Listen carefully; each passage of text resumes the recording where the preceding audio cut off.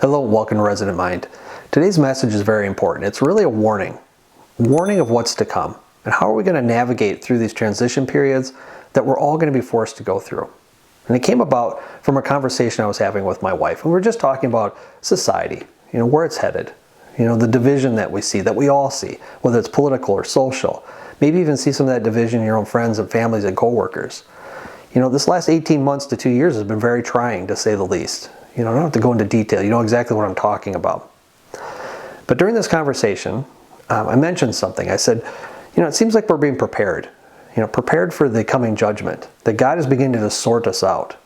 And shortly after this conversation, I was in the Bible, and I wasn't looking for anything in particular. But that's how the Bible works, right? It's very prophetic. It shows us what we need to see. And this verse popped out at me. It's from Matthew 13. And it's a parable. It's a story from Jesus. Talking about the coming harvest, a sorting out period. And it just spoke directly to what I was telling my wife about that we're being prepared, that I think we're being sorted out. So let me read this to you, and then we're going to break it down so you understand, how does it apply to our own lives today, and a bunch of other things that go along with this. So let's get into it. So Matthew 13, it's going to be verses 24 through 30. And again, it's the parable of the wheat and the tares. Goes like this. The kingdom of heaven is like a farmer who planted good seed in his field. But that night as the workers slept, his enemy came and planted weeds, tares, amongst the wheat, then slipped away. When the crop began to grow and produce grain, the tares also grew. The farmer's workers went to him and said, "Sir, the field where you planted the good seed is full of tares. Where did they come from?" "An enemy has done this," the farmer exclaimed. "Shall we pull out all the weeds?" they asked. "No," he replied, "it'll uproot the wheat if you do. Let both grow together until the harvest. Then it will tell the harvesters to sort out the weeds and bind them into bundles and burn them and put the wheat in the barn." So when I read that, it really stuck out to me because it really was speaking to what I was saying about this sorting out period.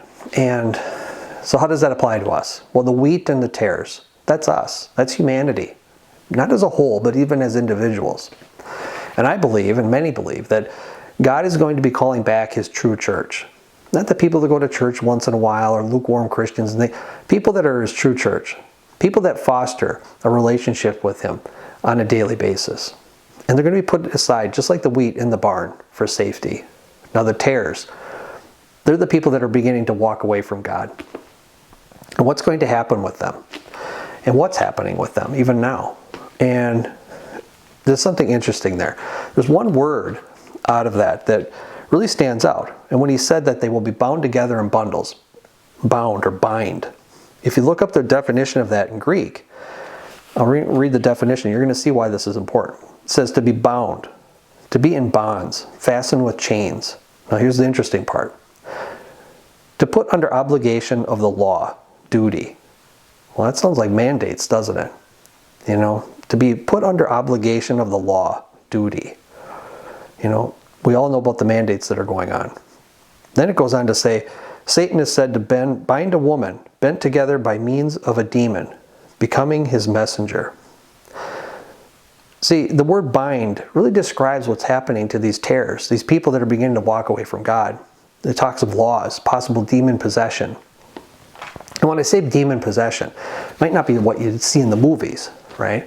But I'm going to give you an example of this because it talks about bound by the demon, becoming its messenger. So here's the example. I was talking to somebody recently, and we were talking about the you-know-what. And that person said, "I know what to do with those people that don't take the shot. If they don't take the shot, maybe they should be shot." Well, that's a pretty bold statement.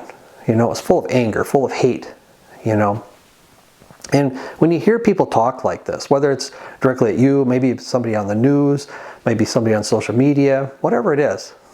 But when you hear people talk like this, underneath that message, they're almost getting sort of like a sick pleasure out of it. And that's when I talk about this possession, right? They're becoming the messenger of evil.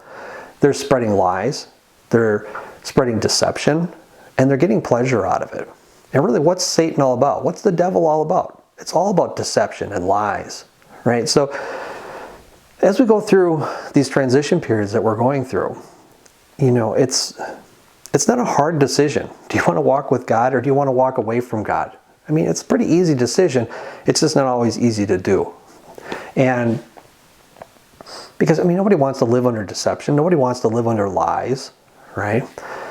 So when you come to that realization, you might ask yourself, well, then why are people falling for it? You know, the information is out there, the truth. Why are people falling for this? And again, all we have to do is turn to the Bible. It explains exactly why people are going along with some of these things, why people are being deceived, why some people are believing the lies. So to understand that, it comes from the Apostle Paul. And all we have to do is go to 2 Thessalonians verses 10 through 12. I'm going to read it to you now, and it's going to make a lot of sense. It says here, he will use every kind of evil deception to fool those on their way to destruction. That's the first part. I'm going to read it again because it's really important. He will use every kind of evil deception to fool those on their way to destruction. Then it goes, because they refuse to love and accept the truth that would save them. So God will cause them to be greatly deceived, and they'll believe these lies. And the last part here is very important. Then they will be condemned for enjoying evil rather than believing the truth. So they're going to be condemned for enjoying evil rather than believing the truth. And if you look at today's society, especially the far left and the progressives, I don't mean to point the fingers, but sometimes you have to. The far left, the very progressive movement that's moving across the globe right now, they're enjoying evil, right? They're enjoying evil and they're condemning the truth. And you know, the world is upside down. It's been turned on its ear, right? Because what used to be good is now bad. What used to be bad is now good, right? We're expected to believe lies. We're expected to go along with deception, even when you know what's wrong. This world is definitely a fallen world. And, you know, we all go through these transition periods throughout history, right? All we have to do is look back to the days of Noah, right? Society was completely out of control. God stepped in and flooded the world. You know, look at Sodom and Gomorrah. That's a society that was completely off the rails. And he had to step in and they were destroyed. And I think we're moving into another one of those periods. We're moving into another transition period like that, where society is completely out of control. We're completely morally bankrupt. You know, look at some of the things, you know, that these far left and progressives want us to believe, that want us to go along with. You know, I was just recently reading an article about a little kid. He was 8 years old. 8 years old. And the parents were already thinking about putting him on hormone blockers because they thought maybe he was going to transition into, you know, the opposite sex later on. Well, you're going to put your child on hormone blockers at that age, right? I mean, you're going to irreversibly change how he develops, right? It's just sick, you know, and we're just so morally bankrupt as a society. We need to get our house in order. We need to start seeking truth and following truth, even if it's uncomfortable, right? So this sorting out period is happening, right? These people that are walking with God and the people that aren't. So what's going to happen to these people? So again, all we have to do is turn to the Bible. It tells you exactly what's going to happen. So we go to John 15:5. John 15:5 says this, "Yes, I am the vine, you are the branches. Those who remain in me and I in them will produce much fruit. For apart from me, you can do nothing. Anyone who does not remain in me is thrown away like a useless branch and withers. Such branches are gathered into a pile to be burned." All right, so that just goes right back to Matthew 13, right? Where those tares were bound together in bundles and burned. If you don't walk with the Lord, you don't accept Jesus as your Savior, right? If you don't foster that relationship between you and God on a daily basis, you'll be like a branch cast away to wither, put into that pile and burned. And unfortunately, that's what we're seeing in today's society, just like in the days of Noah, just like in Sodom and Gomorrah. We're going into a transition period like this, and we can see it happening right before our eyes. So it's time to start making some tough decisions, right? And when you make this decision, let's say you make the decision, I'm going to walk with the Lord. You know, I'm going to start walking in His grace, walking in His light. Well, that's wonderful, but be prepared because you're going to have some pushback. You're going to have some pushback from people that maybe you didn't even see it coming from. Friends, family, co-workers, right? Some people are going to hate that you're doing this. And the Bible speaks of this. And it's just in John 15, again, just a little bit down the page, verses 18 through 19. It says, the world's hatred. If the world hates you, remember that it hated me first. The world would love you as one of its own if you belonged to it, but you were no longer part of the world. Now let me repeat that one more time. It's really important. The world would love you as one of its own if you belonged to it, but you are no longer part of this world. I chose you to come out of the world, so it hates you. You know, when you walk with God, when you come to that realization in your life that this is the path you're going to take, right? Again, it's not a popular path. You know, the Bible says it's a narrow road, right? It's a very narrow road, and you can get pushback, you can get hate. People won't understand what you're doing. They'll try to talk you out of it. Because the way of this world is very wide. It's very easy to take, right? And if you look at what's happening in society right now, look what's going on with these mandates, with the you know what, right? So many people are making these decisions out of comfort, you know, out of convenience. And, you know, our forefathers even warned us of this. They knew, you know, Benjamin Franklin said, a man who chooses comfort over freedom deserves neither comfort nor freedom. You know, our founding fathers knew this. The Bible knows this. The warnings are there, but people are choosing not to see.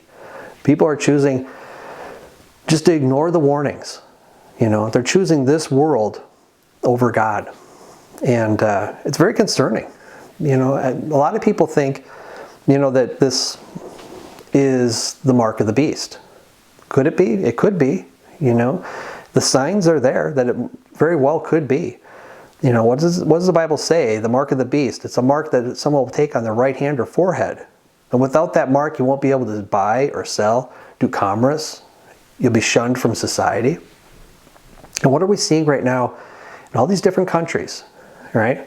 If you don't take this, what happens, right? You could lose your job. You could be shunned. You're going to be misunderstood. You might not be able to buy or sell. So the signs are lining up that it could be the mark of the beast.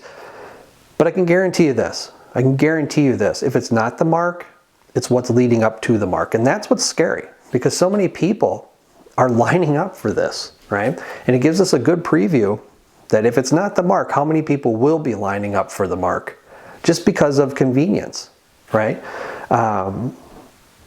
You know, you can't be making these decisions like that out of convenience and comfort.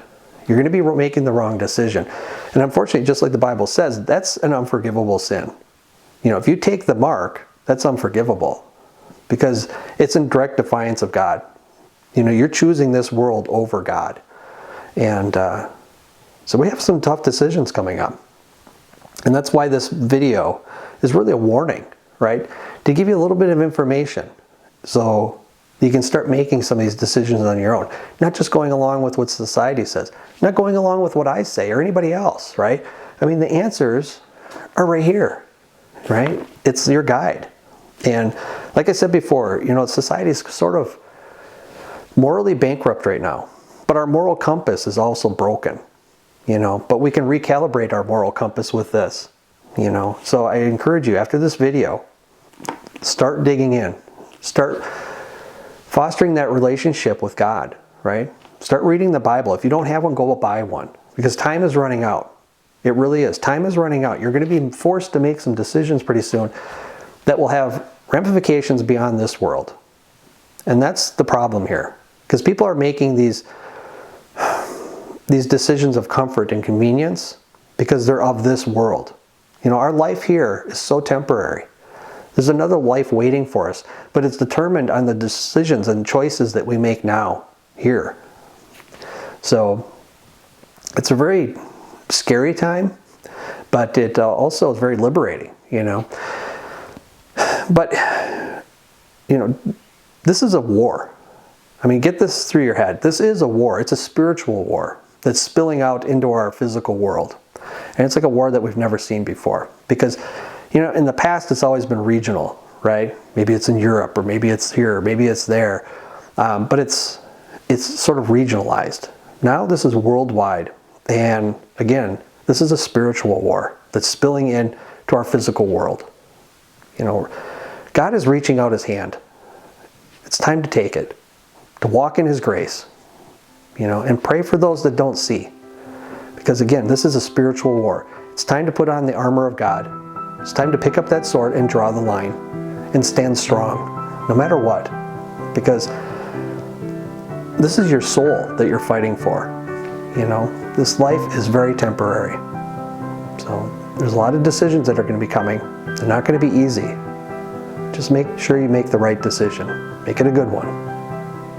So until next time, stay safe. God bless.